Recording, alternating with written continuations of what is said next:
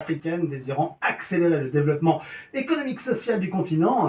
C'est d'ailleurs la raison pour laquelle une entreprise béninoise a décidé de fabriquer du matériel, des lunettes et des montres connectées ou encore des ordinateurs portables exclusivement sur terre d'Afrique. Bonjour Richard Ojrado. Bonjour Dominique. Alors AS WorldTech, c'est la société que vous avez montée, c'est aussi une marque avec une intention très forte derrière. Oui, bien sûr, merci. Et je vais vous dire, c'est la révolution.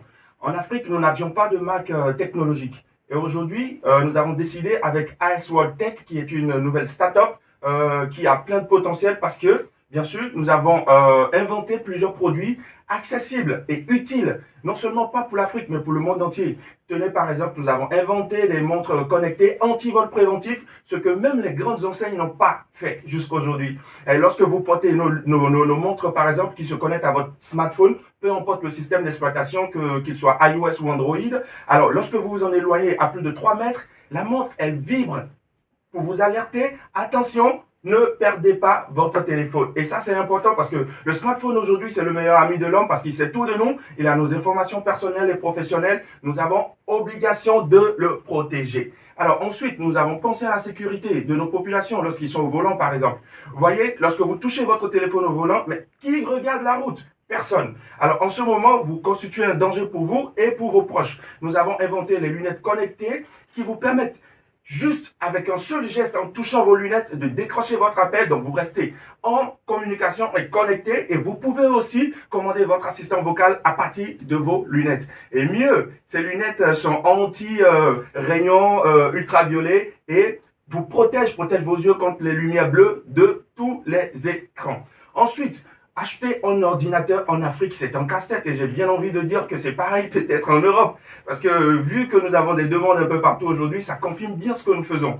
Nos ordinateurs sont réparables donc, et aussi recyclables. Lorsque vous avez un problème, il suffira simplement d'envoyer un petit message via WhatsApp et paf, vous avez notre service après-vente qui vous prend en charge. Ça, c'est magnifique. Et c'est important aussi d'acheter un ordinateur qui est durable et qui est recyclable parce que nous mettons un point d'honneur chez AS WorldTech sur la protection de l'environnement. Nous voulons bâtir une nouvelle Afrique.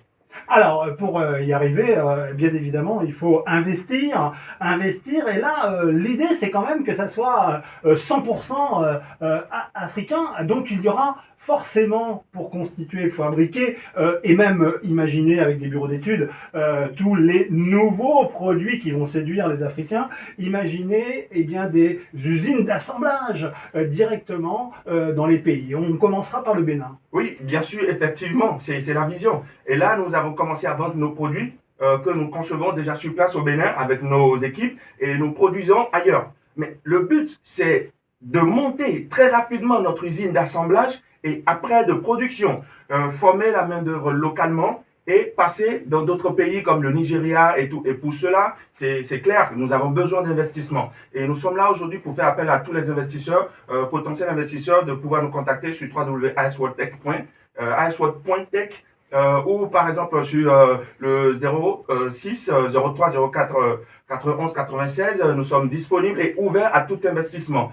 Le but, ce n'est pas que pour l'Afrique. Nous développons l'Afrique, nous bâtissons une nouvelle Afrique, mais nous avons des produits qui intéressent aussi le monde entier. Et même, figurez-vous que des Chinois commandent nos ordinateurs et même en Europe, nos lunettes sont demandées. Alors, l'idée, en fait, c'est avec cette Afrique qui innove du côté du numérique, c'est qu'elle devienne véritablement, dans le futur, elles vont un peu un véritable hub technologique pour le monde entier. Mais alors, la concurrence est quand même très rude entre les pays asiatiques, les pays anglo-saxons. Comment on arrive à se positionner par rapport à tout ça? Alors, c'est la différenciation. J'ai bien envie de vous dire que toutes ces grandes entreprises, ces grandes enseignes existaient bien longtemps avant que d'autres ne les rejoignent et soient grandes aujourd'hui.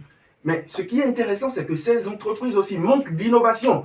Vous allez voir, il n'y a plus d'innovation qui sort aujourd'hui auprès de ces grandes enseignes. Sinon, ils auraient inventé la montre connectée anti-vol.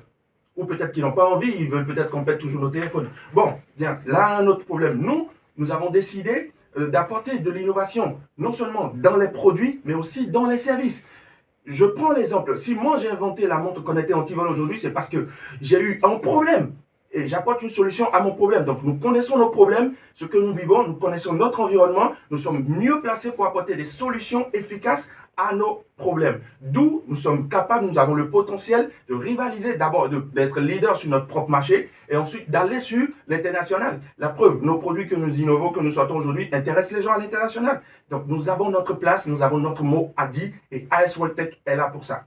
Il y a eu pas mal d'expériences, effectivement, du côté des smartphones, par exemple, pour créer des assemblages directement en Afrique. C'est quelque chose qui fonctionne ou qui fonctionne à moitié et quelles seraient les raisons de ce demi-échec? Alors, je veux bien vous dire, parce que j'ai fait l'analyse, bien sûr, ces personnes ont péché. Et heureusement pour nous, parce que nous nous servons de ces péchés-là, nous nous servons de ces faiblesses qu'ils ont eues. Alors, c'est des gens qui ont voulu, d'abord qui n'étaient pas 100% forcément africains, ce n'étaient pas forcément des entreprises, des promoteurs africains, ça fait un, donc ils ne maîtrisaient pas forcément les problématiques. Alors, ils avaient péché de se concentrer uniquement sur un seul produit. On ne peut pas bâtir une marque avec un seul produit. Nous, nous diversifions. Nous avons 10 ans en longueur d'avance. Nous prévoyons déjà tout ce que nous allons sortir comme produit d'ici 10 ans. Et ça va continuer. Donc, on va changer des habitudes dans plusieurs secteurs. Donc, du coup, je pense que nous avons le potentiel de régler ce problème qu'ils ont eu, eux autres, à ne pas pouvoir rester. Nous avons, pour monter une usine d'assemblage en Afrique, c'est pas si compliqué. Il faut juste former la main-d'œuvre, ce que nous avons. Nous avons des jeunes qualifiés capables de faire ce travail et nous pouvons les former. Si nous n'avons pas les compétences, nous irons les chercher. Ce que le Japon, la Chine ont fait. Et nous pouvons le faire aussi en Afrique. Nous allons chercher les compétences, nous allons former les locaux et ils vont travailler. Ensuite, nous allons produire, nous allons innover. Nous avons de l'imagination. L'Africain peut imaginer, peut créer, peut inventer. Alors, si on fait juste, au moins pour l'Afrique de l'Ouest, un tour d'horizon, les infrastructures réseau sont suffisantes actuellement pour absorber cette connexion qui va être générée par de nouveaux produits? Ben non, malheureusement et heureusement. Malheureusement parce qu'on en aura besoin, ça va peut-être être un frein à un certain moment. Mais en même temps, heureusement, parce que ça prouve qu'il y a beaucoup de choses à faire. Et nous avons aujourd'hui beaucoup de grandes marques, grandes enseignes qui s'intéressent à l'Afrique. Nous avons le déploiement de la fibre optique qui se fait actuellement au Bénin. Et ça, c'est un gros travail que fait le gouvernement béninois que je félicite. Et d'ailleurs, ça se fait dans d'autres pays africains, en Côte d'Ivoire, au Ghana. Et ça prouve qu'il y a un avenir certain et prochain parce que les choses se font. Il y a un éveil qui se fait actuellement. Nous avons besoin d'investisseurs. Le problème, c'est qu'en Afrique francophone, les gens ne s'intéressent pas forcément à nous. Les investisseurs ne s'intéressent pas forcément à nous parce qu'ils n'ont pas vu le potentiel, peut-être à cause de la démographie ou peut-être à cause des lourdeurs administratives. Mais tout ça, c'est en train de changer. Nous avons pris conscience, je pense que nos gouvernants ont compris aujourd'hui et ils ont intérêt à nous accompagner dans cette dynamique parce que nous, jeunes, nous avons décidé de changer les choses.